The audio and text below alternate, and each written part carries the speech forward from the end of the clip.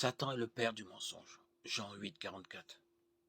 Il dirige et influence le monde. Il aspire à être adoré et a recours à la tromperie et à la séduction pour attirer les hommes à lui. Matthieu 4, 9. Le monde entier, à l'exception des enfants de Dieu qui ont été libérés de ces mensonges, adore Satan d'une manière ou d'une autre. Tous ceux qui ne sont pas enfants de Dieu sont enfants de Satan par défaut. Jean 8, 44, Acte 13, 10, 1 Jean 3, 10 nous apprend à les distinguer. C'est à cela que l'on reconnaît les enfants de Dieu et les enfants du diable. Celui qui ne pratique pas la justice n'est pas de Dieu, tout comme celui qui n'aime pas son frère.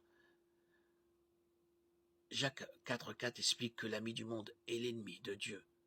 Ceci est important à savoir car Jésus reviendra bientôt sur terre pour détruire ceux qui suivent Satan et prendre avec lui ceux qui lui appartiennent. Alors Satan sera jeté dans les temps de feu où il sera tourmenté jour et nuit au siècle des siècles. Apocalypse 20, 10. Ensuite, Jésus jugera les incroyants selon leur œuvre. Tous ceux dont le nom ne sera pas trouvé inscrit dans le livre de vie sera jeté dans les temps de feu où Satan et ses démons seront déjà.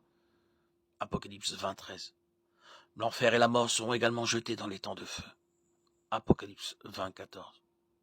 Techniquement, Satan ne meurra jamais en enfer, mais il sera emprisonné dans un lieu très chaud, infernal, où il souffrira des tourments éternels. La clé pour chacun de nous est de nous assurer que notre nom est inscrit dans le livre de vie, pour nous assurer de passer l'éternité au ciel plutôt que d'être séparés de Dieu dans les temps de feu.